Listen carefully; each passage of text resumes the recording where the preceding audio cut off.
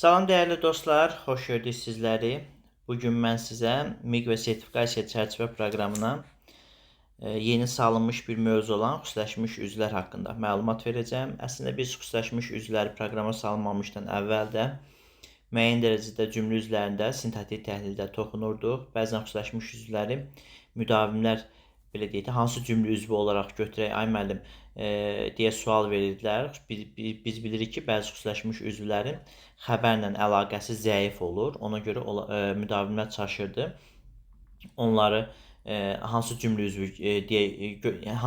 üzvü olaraq götürməyi bilmirdilər və haqlı olaraq da proqrama saldılar. Biz bir də bu suallarla qarşılaşmayaq deyə. Xüsusiləşmiş üzvlər əvvəl orta məktəb qrammatikalarında var idi. Sonra qrammatika sadələşəndən sonra həmin o proqramdan xüsusiləşmiş üzvləri çıxartdılar. Bəzi deməli mövzular kimi. Orta məktəbdə biz keçəndə xüsusiləşmiş üzvləri tərif verirdik, qısa məlumatlar verdik o haqda. Nədir xüsusiləşmiş üzvlər? Məna yükünü nəzərə çatdırmaq üçün xüsusi intonasiya ilə tələffüz edilən fasilə və vurğu ilə ayrılan üzvlərə xüsusiləşmiş üzvlər deyirik. Orta məktəb qrammatikasında isə daha sadə bir tərif var idi. Onu deyirdik ki, xüsusiləşmiş üzvlər cümlədə məna və intonasiya cəhətdən fərqlənən üzvlərə deyirlər. Bu formada tərif verirdik.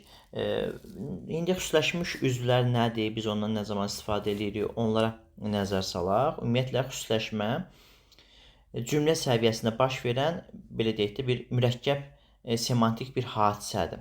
Xüsusiləşmənin nə olduğunu öyrənmək üçün onu əmələ gətirən şəraiti, yəni hansı şəraitdə əmələ gəlir, hansı vasitələrlə, hansı üsullarla, onun yaranma səbəbləri nədir deyə araşdırmaq lazımdır. Bizə xüsusiləşmə nə zaman lazım olur, nə vaxt lazım olur? Belə bir sual versək.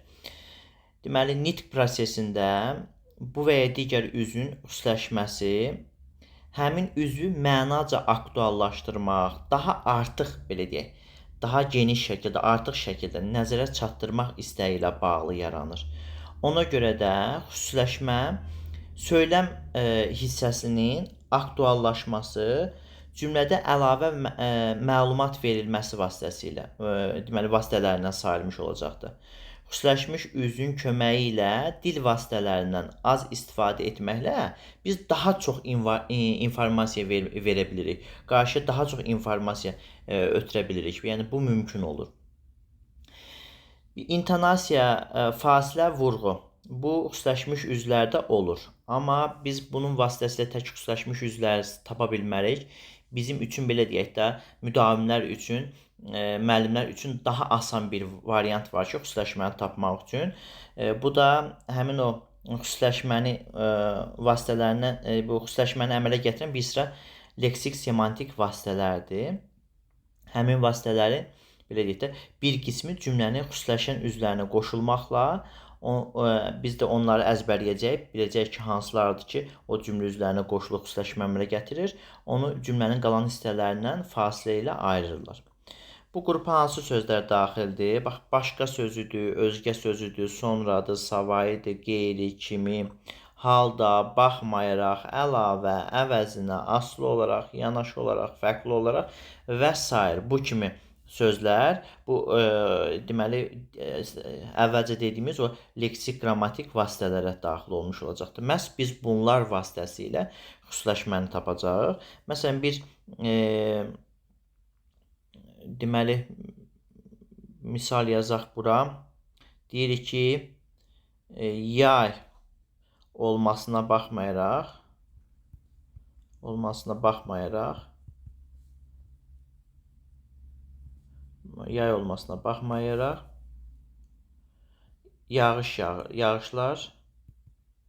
yağışlar aman vermirdi.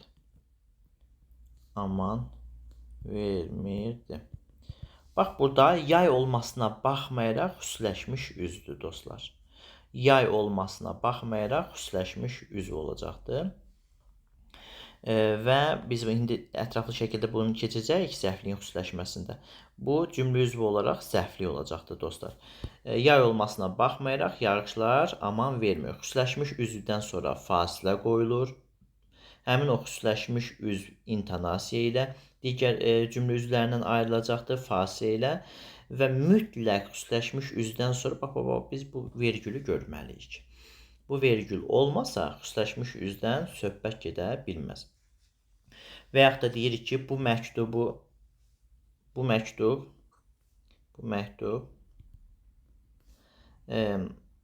sizə deməli sizə yazılmadığı halda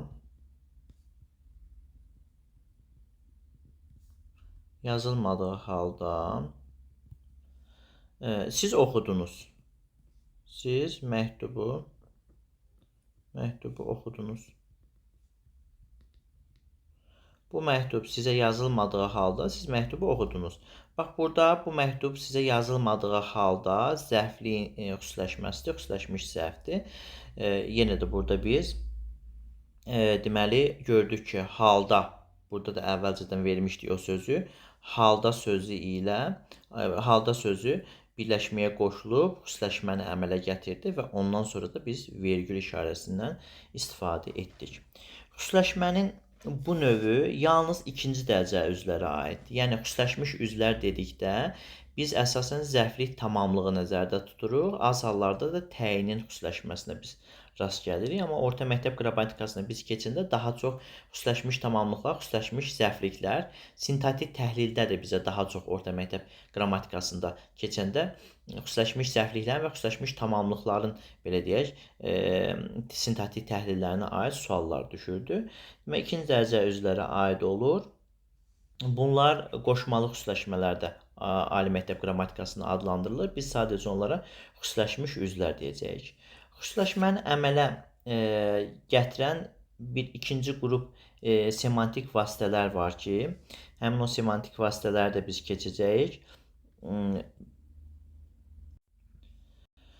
Adlarını indi deyək, amma birazdan da geniş şəkildə bir məlumat verərik. Məsələn, o bəzi sözlər vasitəsilə, xüsusən, xüsusilə, özü də, o cümlədən, hətta, illah da bu formada bu sözlərlə dəqiqləşdirici xüsusiləşmiş üzvləri əmələ gətirəcəkdir onlar.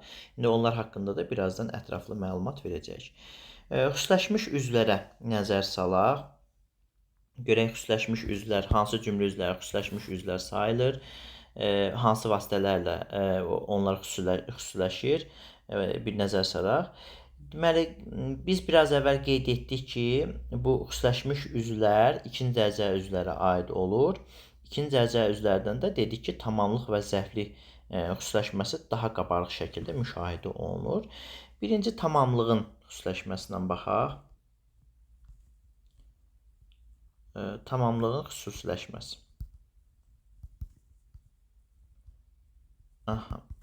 Tamamlığın xüsusiləşməsi əsasən bu fərqləndirmə qoşmaları olur ki, həmin qoşmalar sözləri və birləşmələri qoşularaq tamamlığın xüsusiləşməsini əmələ gətirəcəkdir. Daha çox başqa, savayı, qeyri, özgə, sonra əlavə və s. Bu kimi deməli fərqləndirmə qoşmaları var ki, həmin o qoşmaların köməyi ilə tamamlıq xüsusiləşir. Bu qeyd edilən bu qoşmalar qoşulduğu sözlər və birləşmələr əlavə informasiya ifadə edir. Bayaq dediyimiz kimi aktuallaşaraq xüsusi intonasiya ilə tələffüz edilir. Və cümlənin qalan hissələrindən fasilə ilə ayrılır. Həmin o qoşmalardan sonra biz vergül qoyuruq, tamamlıq xüsusiləşmiş olacaqdır. Məsələn, deyirsən ki, Atayevlərdən başqa, və yaxud da savayı, özgə, başqa, deməli, vergül, hamı tədbirdə idi.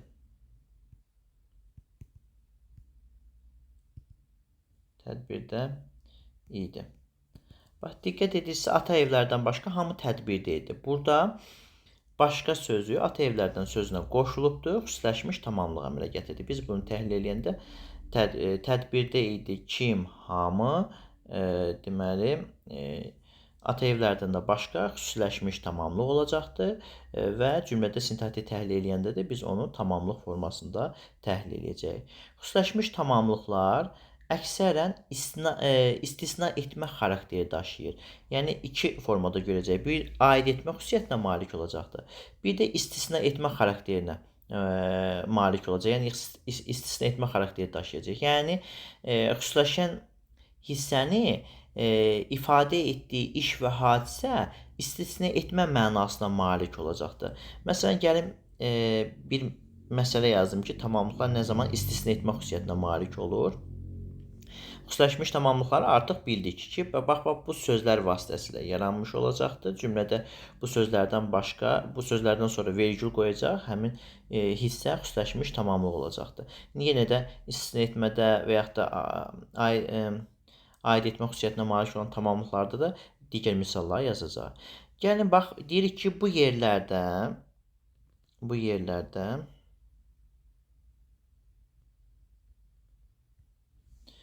deməli indi hal-hazırda uçuq deməli evlərdən başqa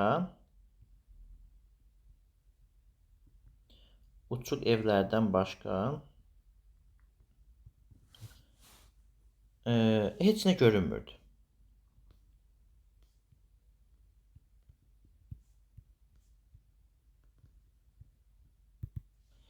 Bax, burada biz diqqət etsək, deməli, uçuq evlərdən başqa.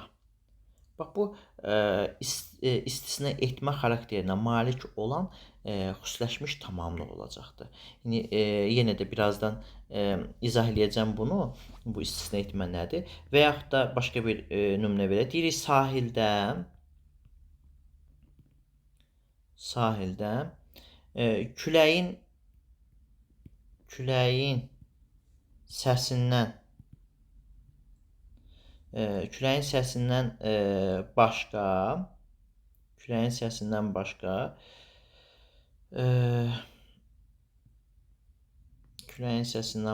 savayı da ola bilər, qeyri də ola bilər, özgə də ola bilər. Mən başqa yeni nümunə verim. Heç nə eşidilmir.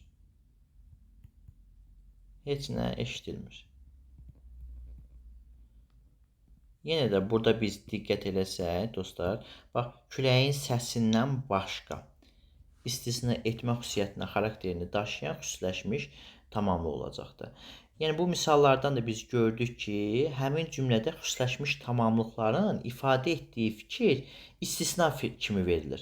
Yəni, söhbət gedən ərazidə, belə deyək, bir istisna kimi yalnız uçuq evləri görüldüyünü və yaxud da yalnız küləyin səsini eşidildiyi qeyd olunur. Yəni, istisna olaraq bu uçuq yerlərdə heç nə yoxdur, istisna olaraq bir dənə uçuq evlər var.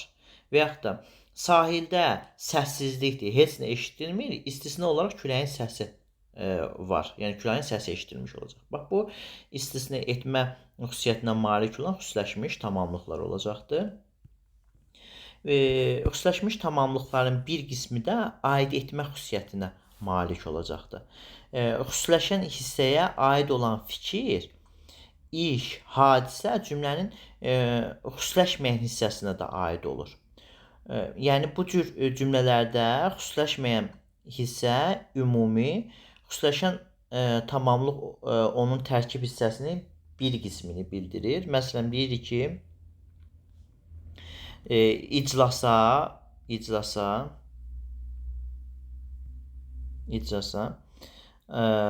alim, mühəndislərdən savayı başqa iclasa mühəndis və alimlərdən başqa nə deyək, texniki heyət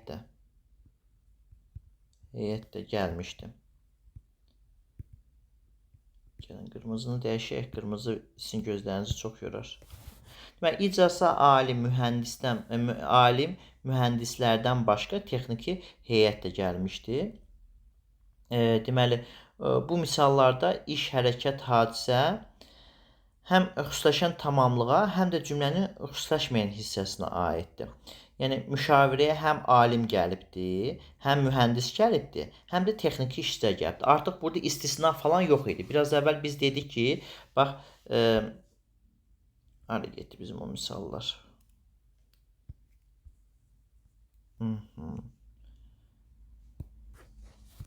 Neysə, burada.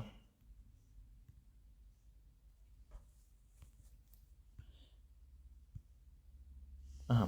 Biraz əvvəl dedik ki, uçuq evlərdən başqa və sahildə heç nə görünmürdü. Bir dənə uçuq evlər var idi.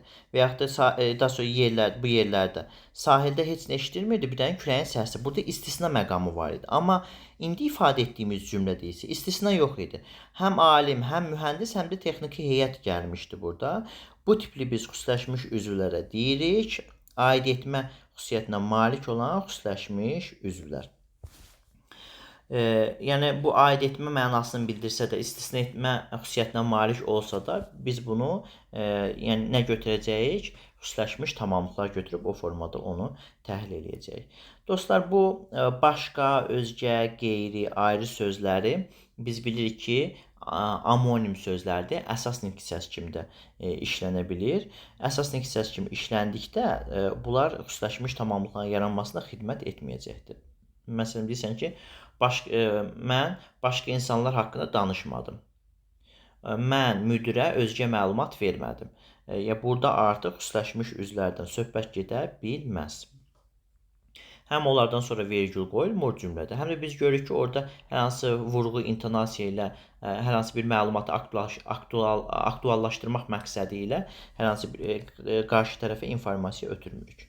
Xüsusiləşmiş tamamlıqlar cümlənin əvvəlində və ortasına işləndikdə aydın fasilə ilə ayrılır və onlardan sonra biz bilirik ki, vergül qoyulur. Cümlənin sonunda işləndikdə isə durğu işarəsi cümlənin ümumi intonasiyasından asılı olaraq qoyulur. Yəni, əgər o sual cümləsidirsə, ondan sonra sual, nida cümləsində nida, əmr və yaxud da başqa bir cümlədirsə, yəni nəqli cümlədirsə, biz nöqtə qoyacaq. Yəni, intonasiyadan asılı olaraq cümlənin sonunda işlənəndə dəyişmiş olacaqdır. Xüsusiləşmiş zərfliklər daha çox bizim qabağımıza çıxır. Zərfliklər çox zaman izah edici sözlər hesabına genişlənərək budaq cümləyə yaxınlaşır. Bəzi qoşmalar və ya qoşmalaşmış, belə deyək, qoşmalaşmaqda olan sözlər vasitəsilə sözlərlə əlaqəyə girir. Cümlənin xəbəri ilə əlaqəsi onun zəif olur. Aktuallaşaraq, yəni belə deyək də, vurğu və intonasiya ilə deyilərək xüsusi intonasiya ilə nəzərə çatdırılır. Fasilə və vurğu ilə cümlənin qalan hissəsindən ayrılır və xüsusiləşmiş olacaqdır. Xüsusiləşmiş zərflikləri biz biraz əvvəl dedik, o baxmayaraq, halda, sonra o belə əvəzinə, bu tipli sözlər vasitəsilə indi geniş şəkildə izah edəcəm hansı sözlər vasitəsilə biz zərflikləri xüsusiləşdirmiş olacaq. Onlardan birincisi baxmayaraq sözüdür.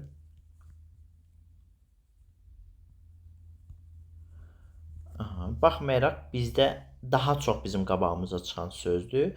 O baxmayaraq sözü deməli bu müxtəlif belə deyək, birləşmələrə, yəni fe'l sifət tərkibinə, ismi birləşmələrə, məsdərə qoşularaq xüsusi nəzərə belə deyək də çatdırılmaq məqsədi ilə verilərək xüsusiləşmiş zərfliklər əmələ gətirəcəkdir. Bu qarşılaşdırma zərfliyi kimi xüsusiləşmiş olacaqdır. Baxmayaraq sözü müxtəlif fe'l sifət tərkibinə və ya da məsdər tərkibinə, ismi birləşmələrə qoşulub belə deyək, qarşılaşdırma zərfliyi kimi xüsusiləşməyə səbəb olacaqdır. Və bir misal versək, deyirik ki, bütün deməli cəhdlərinə baxmayaraq vergül məna uduzdu. Bax, burada bütün cəhdlərinə baxmayaraq xüsusiləşmiş zərflik olacaqdır. Qarşılaşdırma zərfliyi olacaqdır. Baxmayaraq sözü qarşılaşdırma zərfliyin yaranmasında iştirak edəcəkdir. Deməli, bütün cəhdlərinə baxmayaraq da burada xüsusiləşmiş zərfli olacaq. Və yaxud da deyirsən ki, mənim narazılığıma baxmayaraq, mənim narazılığıma baxmayaraq,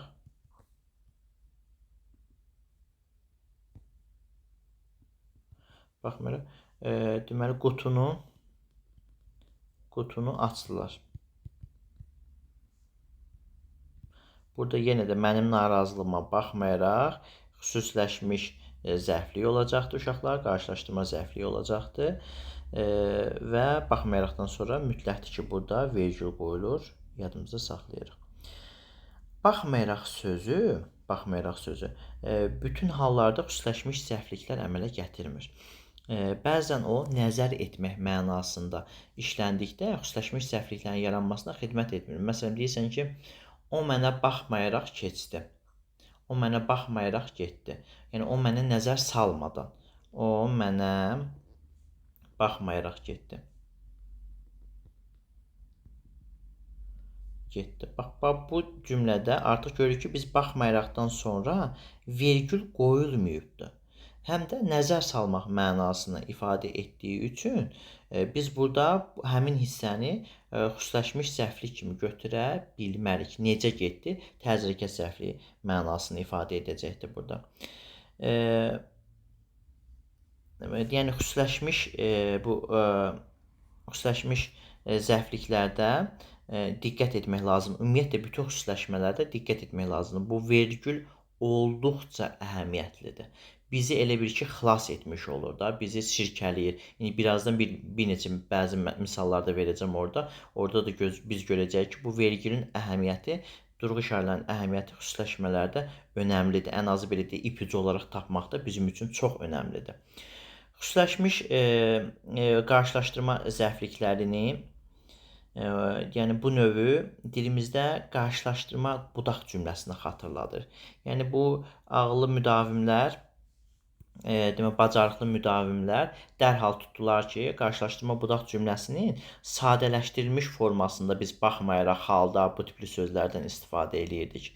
Bax, bu xüsusiləşmiş qarşılaşdırma zərfliklərdə qarşılaşdırma budaq cümləsinin sadələşmiş forması sayılmış olacaqdır. Məsələn, deyirik ki, ac olmağına baxmayaraq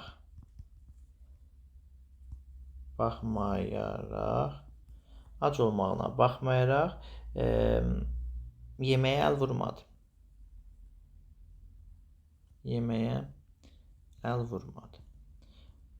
Deməli, bu qarşılaşdırma zərfliyidir, xüsusiləşmiş qarşılaşdırma zərfliyidir və əslində bu qarşılaşdırma budaq cümləsinin sadələşdirilmiş formasıdır. Yəni, indi biz bunu mürəkkəb cümləyə çevirək.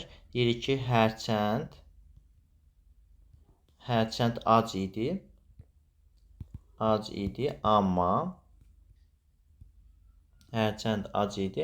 amma yenə də yeməyə əl vurmadı.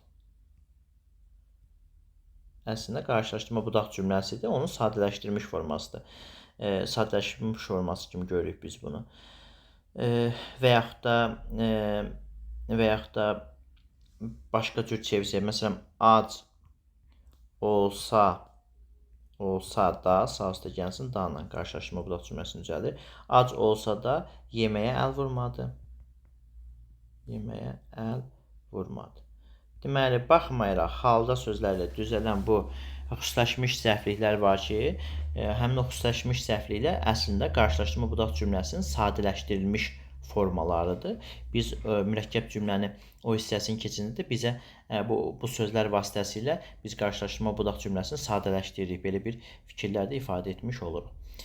Deməli, daha bir sözümüz xüsusiləşmiş zərfliklərdə halda sözü vasitəsilə biz xüsusiləşmiş zərflikləri yaradırıq. Halda sözü qoşulduğu fe'li sifət tərkibinə yəni qarşılaşdırma zərfliyi kimi xüsusiləşməyə səbəb olur. Bu da qarşılaşdırma zərfliyi kimi xüsusiləşməyə səbəb olacaqdır, baxmayaraq sözü kimi. Məsələn, deyirik ki, sualını deməyə, soruşmağa cəsarəti çatmadığı halda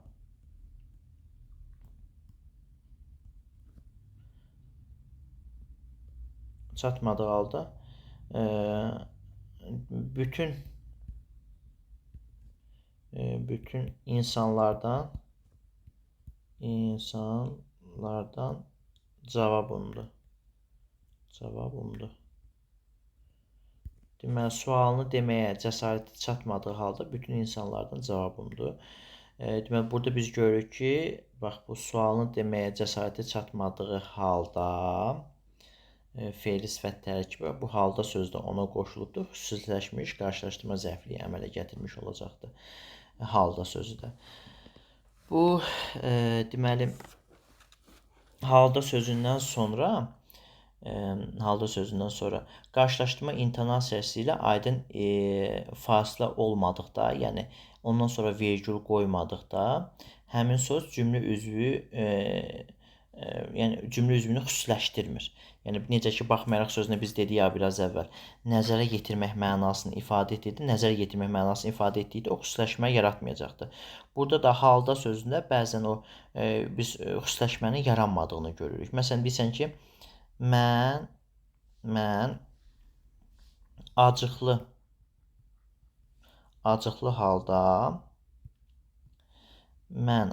halda belə düşündüm. Mən acıqlı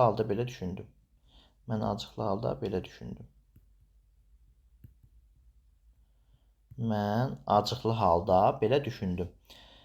Bax, burada halda sözündən sonra biz vergül qoymamışıq, xüsusi intonasiya verməmişik və yaxud da həmin o hissəni biz qabartmaq, aktuallaşdırmaq məqsədi ilə verməmişik.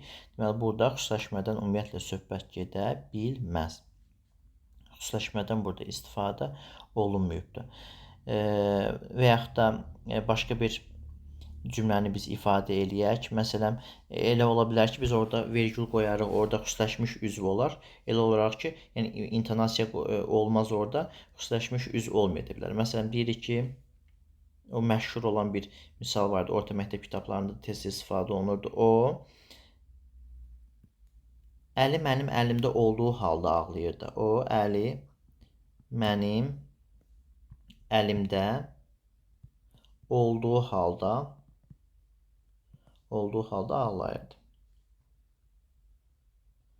O, əli mənim əlimdə olduğu halda ağlayırdı.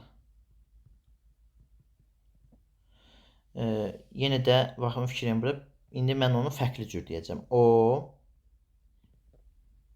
əli mənim əlimdə olduğu halda ağlayırdı.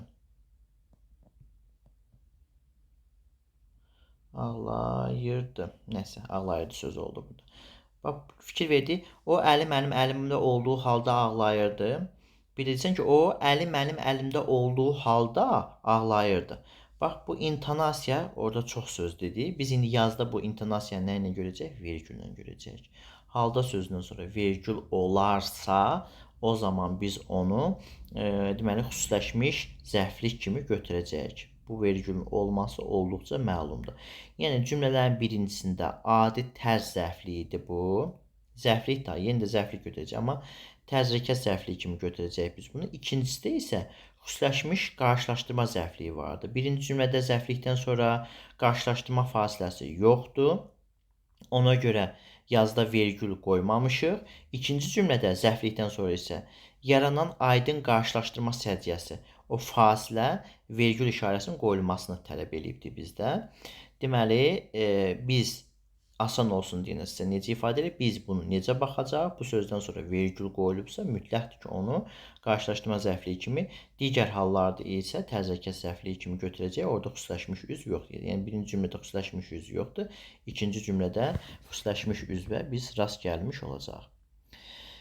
Əvəzinə sözü.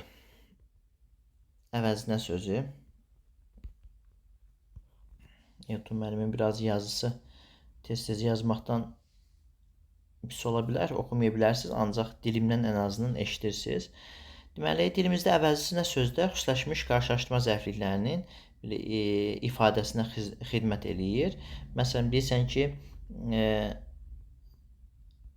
belə deyək, pərt olmaq əvəzinə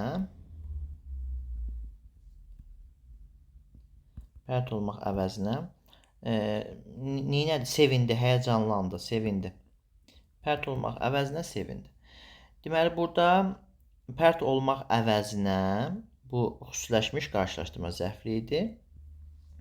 Əvəzinə sözü, deməli, əsasən məstər və yaxud da başqa sözlərə qoşularaq, əsasən məstər və məstər tərkiblərinə qoşularaq xüsusiləşmiş zərfliklər əmələ gətirmiş olacaqdır. Bu cür misallarda əvəzinə sözünü dansa şəkli ilə də əvəz etmək olar. Dansa. Dansa.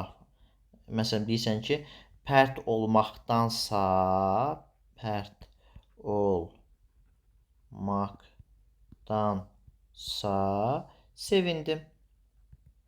Burada da yenə də pərt olmaqdansa xüsusiləşmiş zərflik olacaqdır dostlar. Yadımızda saxlayırıq. Deməli, biz əvəzinə sözünü dansa şəkilçiləri ilə, dansa şəkilçiləşmiş hissəciklə, yəni adını nə qoyursunuzsa qoyun. Yəni bununla deməli biz əvəz eləyə biliriksə, deməli orada xüsusiləşmiş zərflik olacaqdır yenə də. Bu bizə əvəzinə sözü bu vasitəli tamamlıqlarda da işlənir də. Sənin əvəzinə mən gəldim. Burada vergüldən falandan istifadə olunmur. Burada deyə bilmirik, səndənsə mən gəldim, elə deyə bilmirik. Yəni, harada ki, biz əvəzinə sözünü dansa ilə əvəz eləyə biliriksə, pərt olmaqdansa sevindi, o zaman biz onu xüsusiləşmiş zərflik götürəcək. Məsələn, deyirsən ki, uşağa öyüd nəsihət vermək əvəzinə onu danladı. Uşağa öyüd nəsihət verməkdənsə onu danladı.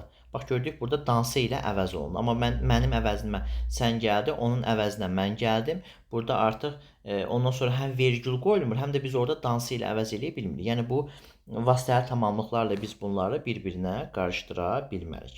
Yəni, əvəzinə sözü olmasa da, onu dansa əvəz eləsə, yenə də biz orada onu xüsusiləşmiş zərfliklər götürəcək. Bu, qarşılaşma zərfliyin xüsusiləşməsi idi. Bir də təzəkəs zərfliklərinin xüsusiləşməsi məsələsinə gəlin, baxalım. Daha çox fe'li, sifət və məstər tərkiblərinə deməli, kimi qoşmasını artırmaqla biz tərz hərəkət zərfliyin xüsusiləşməsinə baxacaq. Məsələn, deyirik ki, uşaqlar yıxıla-yıxıla deməli, yıxıla yeriməyi öyrəndiyi kimi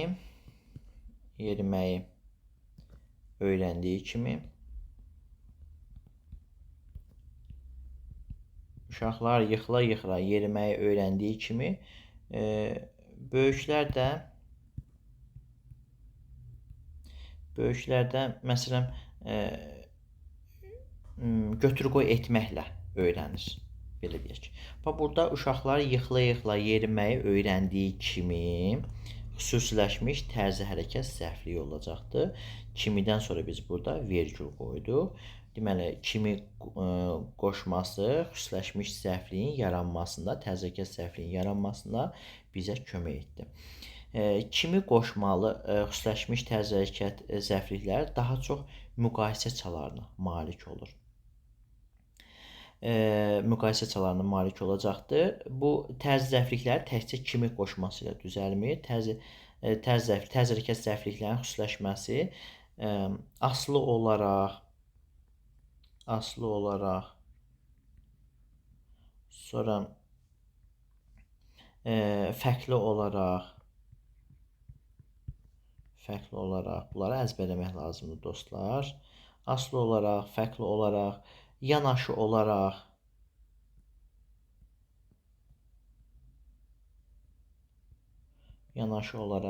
əlaqədar olaraq,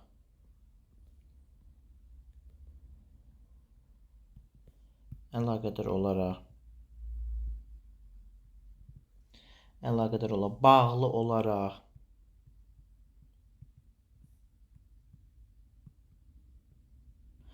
aslı olaraq, fərqli olaraq, yanaşı olaraq, əlaqədar olaraq, bağlı olaraq və s.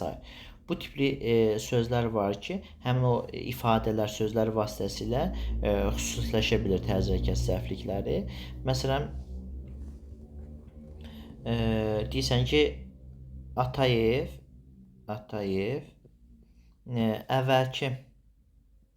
əvvəlki yığıncaqlardan fərqli olaraq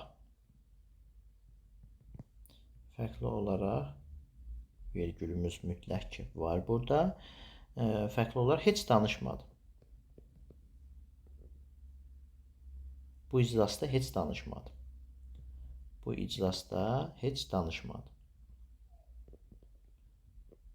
Bax, burada fərqli olaraq sözü, Atayev əvvəlki yığıncaqlardan fərqli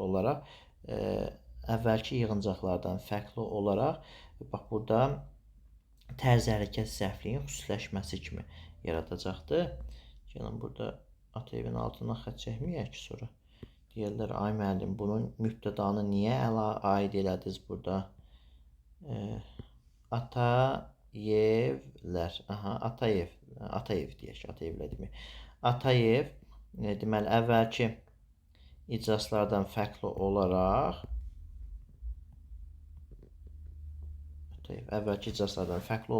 bu iclasda heç danışmadı. Və yaxud da deyirsən ki, deməli, əsgərlikdəki yoldaşlarımdan fərqli olaraq universitetdəki yoldaşlarım o qədər də sadiq deyil. Bax, burada yenə də dediyimiz o ifadə xüsusiləşmiş tərz hərəkət zərfliyinin yaranmasına xidmət olunur. Burada hiss olunur ki, bu cümlələrdə xüsusiləşmədə olmaq feili, belə deyək də, öz əhəmiyyətini artıq itirir. Olmaq olmaya da bilər burada. Bizi bu yenidə çaşdırması. Məsələn, Atayev əvvəlki yığıncaqlardan fərqli bu iclasda heç danışmadı. Fərqli olaraq sözü, olmaq sözü burada, yəni olaraq olmaya da bilər. Olmadıqda ondan sonra fərqlidən sonra vergül qoyulmuş olacaqdır. Yenə də fərqli sözü, yəni və yaxud da yanaşı sözü, əlaqədar sözü, bağlı sözü formasında da ola bilər. Olaraq sözü işlənməyə də bilər. Öz əhəmiyyətini yavaş-yavaş çıxardır. Dil bildikdə, sadələşdirməyə doğru getdikdə o ifadələr söz formasına keçir. Burada da eyni qaydada öz əhəmiyyətini itirə bilər. Sonra tərz zərfliklərində nələr var idi? Qoşmaların və qoşmalaşmaqda olan sözlərdə biraz əvvəl saydıq onu, hansı sözlərdə olar ki, o baxmayaraq halda, əvəzinə bu tipli sözlər indi ali məktəb qrammatikasında qoşma və yaxud da qoşmalaşmaqda olan sözlər kimi verilir bu. Bu sözlərin iştirakı ilə formalaşan xüsusiləşmələrə xüsusiləşmiş üzvlər, yarım predikativ deyir, yarım predikativ xüsusiyyətə malik olduğu üçün, xarakterə malik olduğu üçün aid olduğu cümlələrin xəbərləri ilə zəif əlaqələnir. Yəni, konkret şəkildə biz orada o əlaqəni geniş şəkildə görə bilmirik. Xəbərlə onu əlaqələndirə bilmirik.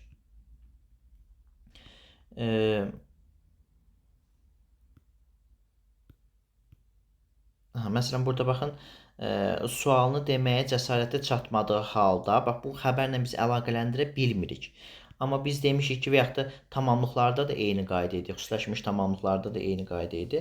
Amma bu xüsusiləşmiş sözlər var ki, xüsusiləşmiş cümlə üzvləri var ki, xəbərlə biz bilirik ki, qoşmalar qoşulduqda xəbərlə olan arasında yanaşma əlaqəsi olur da. Bunlarla da xəbər arasında mütləq yanaşma əlaqəsi olmuş olacaqdır. Yəni, biz bilirik ki, sintaktik əlaqə olmadan cümlə üzvünün formalaşması mümkün deyil də, mütləq olmalıdır.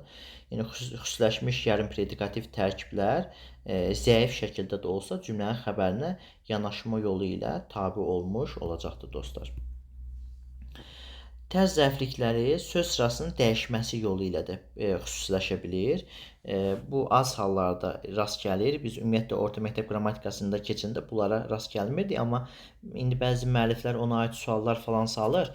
Mən yəni sizə daha aydın olsun deyənə, qabağınıza çıxanda çaşmayasınız deyənə bir misal vermək istəyirəm ki, söz sırasının dəyişməsi ilə necə tərz zərflikləri xüsusiləşə bilir. Məsələn, deyirsən ki, Göygüllü, göygüllü dondan Göygüllü dondan çıxandan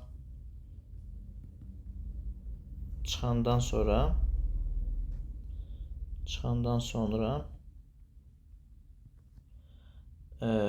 boyu uzandı. Boyu uzandı. Vergül budaq kimi. Əslində cümlə belə olmalı idi dostlar. Göygüllü dondan çıxandan sonra baxın gəlin bu rəngini dəyişək. Budaq kimi boyu uzandı. Göygüllü deməli dondan çıxandan sonra budaq kimi boyu uzandı. Deməli burada tərz hərəkət zərfliyi xəbərdən sonraya keçir və əmələ gətirir nə? Xüsusiləşmiş üz. Göygüllü dondan çıxandan sonra boyu uzandı budaq kimi. Bu da budaq kimi xüsusiləşmiş zərflik olacaqdır. Yadımıza saxlayırıq. Şərt zərflikləri var ki, onlar da xüsusiləşir. Xüsusiləşmiş şərt zərfliklər düzdür. Bu şərt zərfliklər orta məktəb kitablarında yoxdur. Amma bizə misal olaraq qabağımıza çıxa bilər, imtahanda qabağımıza düşə bilər. Çünki xüsusiləşmiş üzlər də orta məktəb kitablarında yoxdur. Onlar da nəzərə yetirək ki, şərt zərflikləri xüsusiləşmiş tərkib və birləşmələrlə ifadə olunur. Sonu şərti ilə sözündən ibarət olan ismi birləşmələr xüsusiləşərək şərt zərfliyi vəzifəsində çıxış edir. Məsələn, deyirsən ki, anarı çıxmaq şərti ilə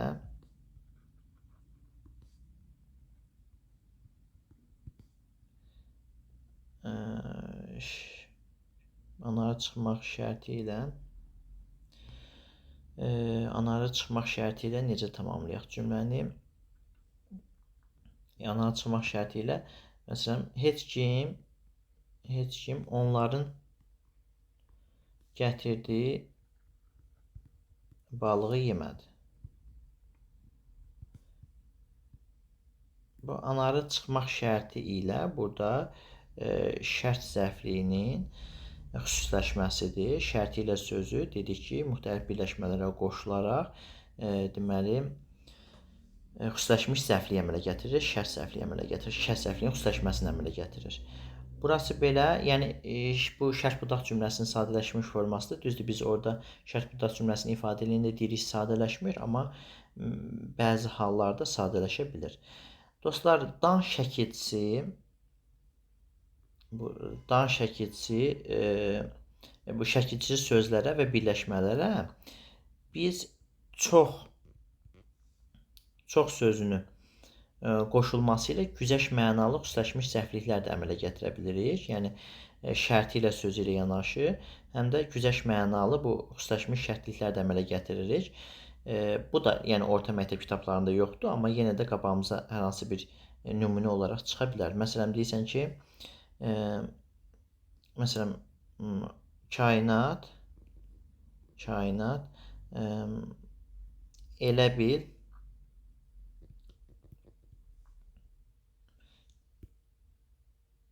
gəlin bu vergüləsizləş. Kainat elə bil, burada modal sözdür, qucağında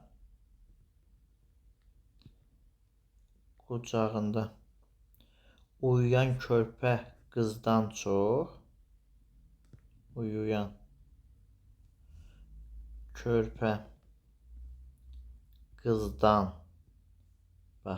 qızdan çox, deməli, nə deyək, qızdan çox onun uşağını düşünürdü. Onun uşağını nəsə düşünürdü. Belə bir cümlə yazdıq. Kainat bacı elə bir qucağında uyuyan körpədən çox, qızdan çox onun uşağını düşünürdü.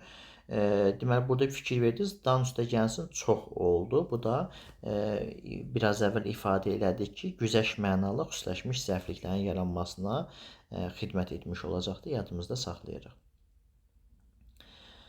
Deməli, daha sonra nə var burada? Nə var burada? Bu zəifliklərin xüsusiləşməsi idi uşaqlar. Tərz hərəkət zəifliklərinin, qarşılaşdırma zəifliklərinin, şərt və güzəşt zəifliklərinin xüsusiləşməsi ilə bağlı qısa məlumatlar verdim mən sizə. Bir də az hallarda təyinin xüsusiləşməsinə biz rast gəlirik. Düzdür, orta məktəb kitablarında biz bu proqramda bunu keçəndə təyinin xüsusiləşməsindən bizə məlumat vermirdilər, amma az hallarda biz buna rast gəlirik. Deməli, təyin əksərən belə deyək də, təyinlənən sözlər, yəni təyin etdiyi sözlər öz yerini dəyişərək cümlənin sonuna keçir və bu cümlənin sonuna keçməklə də xüsusiləşmiş olacaqdır. Bu cür təyinlər cümlədə xüsusi fasilə ilə ayrılır, daha aydın nəzərə çarpır, əlavə semantik, informatik yük daşıyır. Məsələn, bayaq ki, tərz hərəkət səhvliyində də biz bunu göstərdik. Məsələn, deyirik ki, fikir verin, burada da eyni məna ifadə edəcəkdir. Bir qıza bənzədi. Bir qıza bənzədi, gözləri dolğun.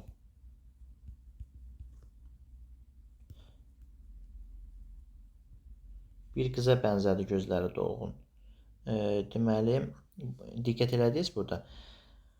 Bu formada tireydən də biz istifadə edirik. Təyinlərin xüsusiləşməsində tireydən də istifadə edirik. Əslində belə olmalı idi.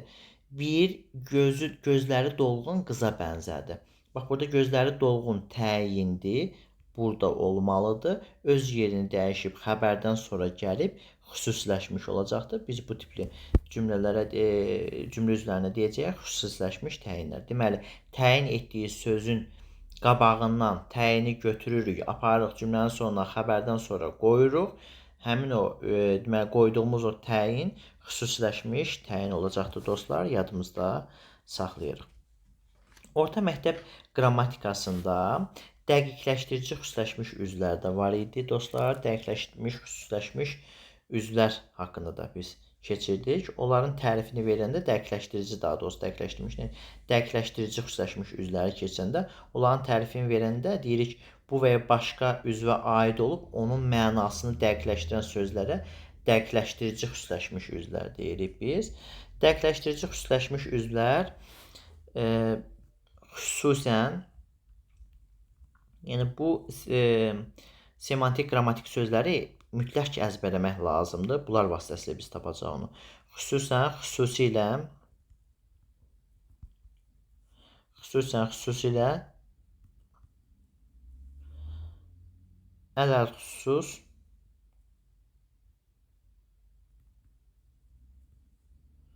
o cümlədən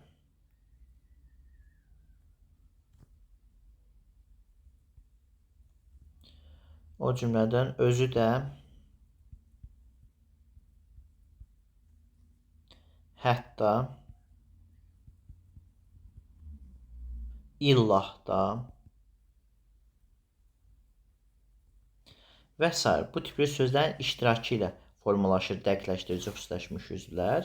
Bu sözlər xüsusiləşən üzvün əvvəlində işlənərək fikir verdinizsə, xüsusiləşmiş üzvlərdə ifadə edirik, baxmayaraq, halda, kimi, fərqli olaraq bu tipli sözlər xüsusiləşmiş üzvlərdən sonra gəlirdi. İndi bunların fərqini verəcəm. Amma indi dedik xüsusən, xüsusilə o cümlədən bu tipli sözlər var ki, onlar xüsusiləşən üzvlərdən əvvəl işlənir. Amma o digər dediyimiz o sözlə qoşmalar var idi ki, onlar sonra işlənir. Əvvəl işlənərək onu cümlənin söylənilmiş hissəsindən aydın fasilə ilə, vurğu ilə ayırır. Həmin sözlər üzvün daha aydın nəzərə çatdırılmasında, belə deyək, bayaq dediyimiz kimi aktuallaşdırmasına səbəb olmuş olacaqdır. Bu cür üzvlər özündən əvvəl iki üzvə aid olmaqla onu belə deyək də müxtəlif cəhətdən konkretləşdirir, dəqiqləşdirir. Yəni bu tipli deməli təriflər verə bilərik burada. Buradakıların deyir hamısından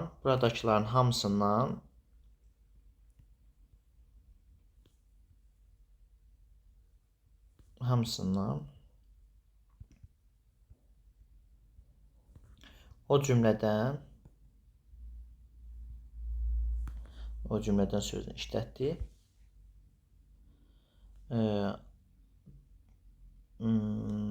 O cümlədə nə deyək? demək bunlar daşların hamısından, o cümlədən belə deyək də dayısından, yəni hansı dayısı? Anar dayısından,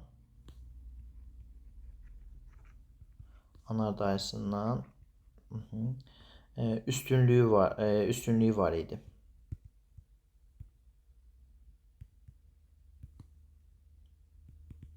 Buradakıların hamısından, o cümlədən anar dayısından üstünlüyü var idi. Bax, burada o cümlədən söz işləndi. O cümlədən anar dayısından bu xüsusiləşmiş üzv olacaqdır. O cümlədən gördük ki, biz anar dayısından xüsusiləşmiş üzvündən əvvəl gəlir və burada dəqiqləşdirici xüsusiləşmiş üzvü əmələ gətirmiş olacaqdır. Dəqiqləşdirici xüsusiləşmiş üzvlər iki məna xüsusiyyəti ifadə edir. İki məna xüsusiyyəti bu dəqiqləşdirilmiş xüsusi üzvlərdə müşahidə olunmuş olacaqdır. Hansı o məna xüsusiyyətləridir? Bax, birinci olacaqdır ki, yeni bir səhifəyə keçək. Birinci olacaqdır küllün cüzə münasibəti, yəni çoxun aza münasibəti. Küllün cüzə münasibəti.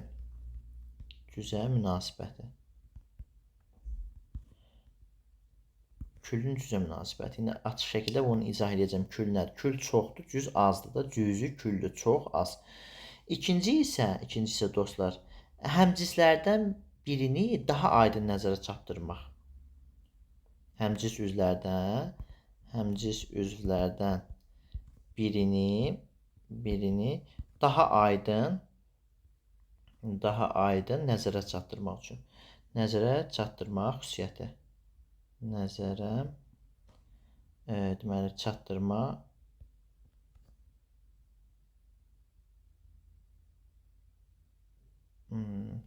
xüsusiyyəti.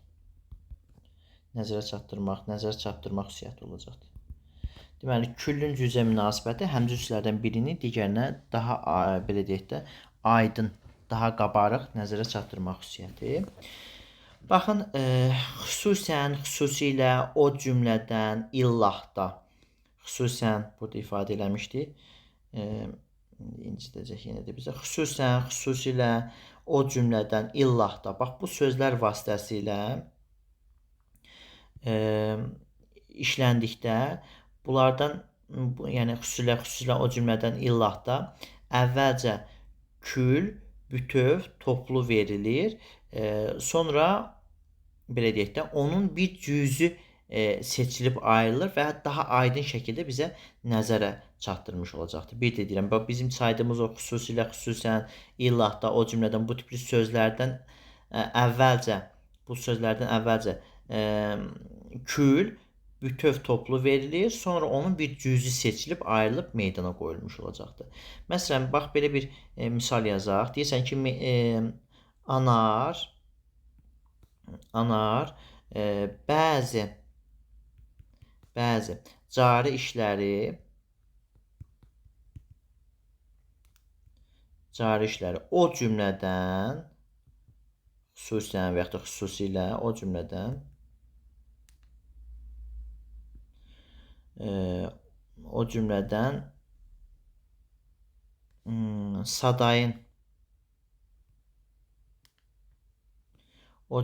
sadayin işini də mənə tapşırdı.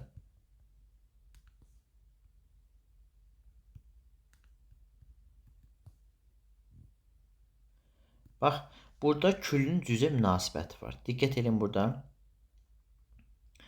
Bax, o cümlədən sadayin işini burada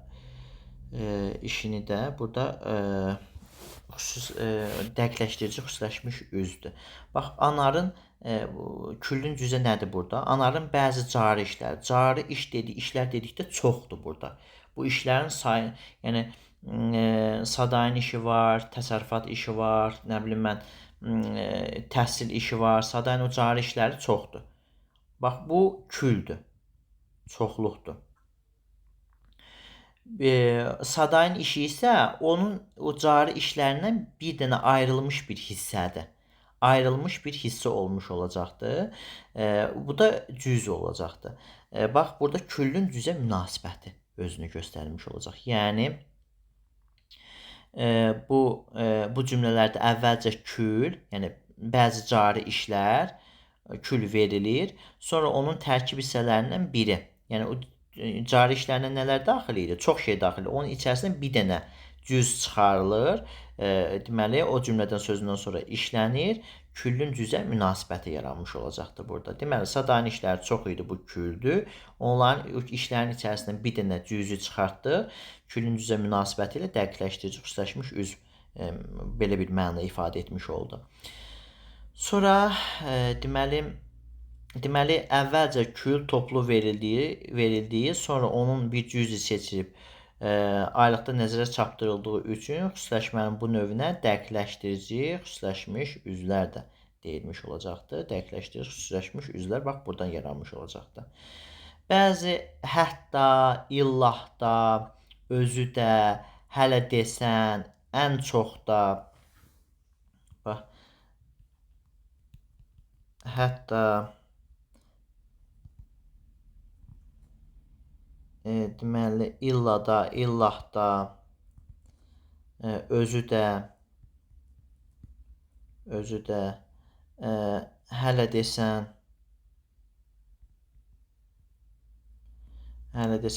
ən çox da və s. Bu tipli sözlər var ki, bunlarda deməli deyək də, daha aydın nəzərə çarpdırılır və bu xüsusiləşmələrdə biraz əvvəl dedikdə həmcislərin belə deyək də daha aydın nəzərə çarpdırılması məqsədi ilə işlənəcəkdir. Yəni həmcis üzvlər işlənəcək. Biz o cümlə üzvünü həmcis üzv olaraq götürəcəyik. Bu sözlər işləndikdə həmin həmcis üzvlərdən biri aydın nəzərə çarpdırmaq məqsədi güdəcəkdir və burada dəqiqləşdirici xüsusiləşmiş üzvlər həmcislərin daha aydın nəzərə çarpdırılmasına xidmət etmiş olacaqdır. Məsələn, deyirsən ki, alma, armud, hətta belə deyək ki, alça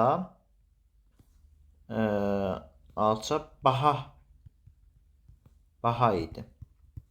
Baxın, burada alma, armud həmcis üzvlərdir, alça da həmcis üzvlərdir. Burada alça digər həmcis üzvlərdən daha aydın nəzərə çatdırılıb dəqiqləşdirici üz əmələ gətirilibdir. Alma, armud, hətta alça baha idi. Və yaxud da deyirsən ki, çəki, kütüm, ağ balıq, hətta qızıl balıq da gətirmişdilər. Bax, burada biz görürük ki, dəqiqləşdirici xüsusiləşmiş üz həmcislərdən birinin daha aydın nəzərə çarpdırmasına xidmət edir. Ay müəllim, bu elə bizim bildiyimiz həmcis üzvlərdir. Bəli, biz bunu həmcis üzvlər kimi götürəcəyik. Bu həmcis mübtədalardır. Həmcis mübtədalar sadəcə buradakı həttadan sonra gələn üz dəqiqləşdirici xüsusiləşmiş üzv olacaqdır. Yadımıza saxlayırıq. Bildiyimiz o dəqiqləşdirici həmcis üzvlərdir. Həmcis o üzvlərdən birindən əvvəl hətta, illah da, öz də, hələ desən də, deməli bu tipli sözlər işlənir və dəqiqləşdirici xüsusiləşmiş üzvün yaranmasına xidmət etmiş olacaqdır. Qoşmalı xüsusiləşmişlə, yəni xüsusiləşmiş üzvlərlə dəqiqləşdirici xüsusiləşmiş üzvlər arasında bəzi fərqlər var. Xüsusiləşmiş üzvlər halda, baxmayaraq, kimi, əlavə, əvəzinə, başqa, savayı bildiyimiz kimi o sözlərlə bu sözlərin başqa birləşmələrə qoşulması ilə yarandığı halda dəqiqləşdirici xüsusiləşmiş üzvlər xüsusən, xüsusilə, özü də, o cümlədən hətta, illah da, illa da, hələ də, ən çox da və s. kimi bu sözlərin, ifadələrin vasitəsilə xüsusiləşmiş olacaqdır. Yəni dəqiqləşdirici xüsusiləşmiş üzvlərlə xüsusiləşmiş üzvləri bir-birinə fərqləndirmək lazımdır. Daha bir fərqi nədir? Bu biraz əvvəl qeyd etdik ki, bu xüsusiləşmiş üzvlərdə o xəbərlə bağlı olur. Xəbərlə bunların arasında əlaqə zəif olur. Amma yəni zəif olsa da xüsusiləşən üzvlə xəbər arasında yanaşma əlaqəsi olacaqdır. Amma dəqiqləşdirici xüsusiləşmiş üzvlərlə aid olduğu sözlərlə yanaşma, uzlaşma və idarə əlaqəsi ilə ona aid ola bilər. Məsələn, burada mübtəda ilə xüsusiləşmiş üzvlə xəbər arasında biz gördük ki, uzlaşma əlaqəsi var. Bax, fikrin bu cümlədə dəqiqləşdirici xüsusiləşmiş üzdür. Burada dəqiqləşdirici xüsusiləşmiş üzvlə mübtəda arasında uzlaşma əlaqəsi olacaqdır. Deməli, xüsusiləşmiş üzvlərlə cümlə aid olduğu cümlə üzvü arasında, yəni xəbər arasında yanaşma əlaqəsi olacaqdır. Amma dəqiqləşdirici xüsusiləşmiş üzvlərlə xəbər arasında uzlaşma idarə yanaşma əlaqəsi ola bilər. İndi biz özümüz orada diqqət edib onu tapmalıyıq. Xüsusiləşmiş üzvlərlə xüsusiləşmiş üzvlər cümlədə onların yeri sabitdir. Bu cür üzvlər adətən cümlənin əvvəlində işlənsə də, cümlənin ortasında və sonunda da işlənə bilir. Misallar vermişdik, amma dəqiqləşdirici xüsusiləşmiş üzvlər isə cümlə daxilində yalnız dəqiqləşdirdiyi üzvdən və ya həmcinsdən sonra işlənə bilər. Məsələn, burada gördünüz, xüsusiləşmiş üzdür. Xüsusiləşmiş üzdür burada alça üzvü. O, həmcinslərdən sonra işlənmiş oldu. Ona görə diqqət etmək lazımdır. Daha bir fərq nə olacaqdır? Bu xüsusiləşmiş üzvlər yalnız ikinci dərəcəli üzvlər xüsusiləşə bilir. Xüsusiləşmiş üzvlərdə biz ikinci dərəcəli üzvləri görürük, amma dəqiqləşdirici xüsusiləşmiş üzvlərdə ikinci dərəcəli üzvlər olmaya da bilər. Deməli, baş üzvlərdə dəqiqləşdirici xüsusiləşmiş üzv kimi iştirak edə bilər. Başqa burada nələr var idi dostlar? Başqa burada biz dəqiqləşdirici xüsusiləşmiş üzvləri əlavələrlə də qarışdırırlar. Yadda saxlamaq lazımdır ki, əlavələr, yəni sözünü biz əlavələrdə artırırıq, amma burada dəqiqləşdirici xüsusiləşmiş üzvlərdə biz birlikdə dedik, hətta, illahda, deməli özü də, hələ desən də, xüsusən də bu tipli birləşmələr, sözlər var ki, o cümlədən xüsusilə bu tipli birləşmələr var ki, onlar vasitəsilə biz xüsusiləşmələrdən istifadə edirik. Yəni biz yenə də o leksik, qrammatik sözlər var ki, o sözlər vasitəsilə biz dəqiqləşdirici xüsusiləşmiş üzvləri əlavələrdən ayıra biləcəyik. Həm əlavələri biz yəni əlavə eləyə bilirik, amma dəqiqləşdirici xüsusiləşmiş üzvlərə yəni əlavə eləyə bilmirik. Dostlar, bu xüsusiləşmiş üzvlər idi. Çalışdım ki, sizə onlar haqqında bir məlumat verməyə çalışım. Dərs böyükdür, uzundur. Konkret olaraq da orta məktəb kitablarında bunlar konkret olaraq proqramdan çıxarıldığı üçün hansı hissəsi düşəcək deyə bir müəmma yaranır. Əvvəlki qrammatik olsaydı, yəni bir 5 dəqiqəlik bir video ilə bitirmək olardı, amma hal-hazırki qrammatikada biz görürük ki, bu genişdir, hamısını keçməliyik, bilmirik hansı hissəsi düşəcəkdir. Mən də geniş şəkildə bu bildiyim qədərilə sizə çatdırmağa çalışdım. Video sizin üçün faydalı oldusa, kanalıma abunə olub, rəy bildirib, paylaşmağı unutmayın. Salamat qalın, sağ olun.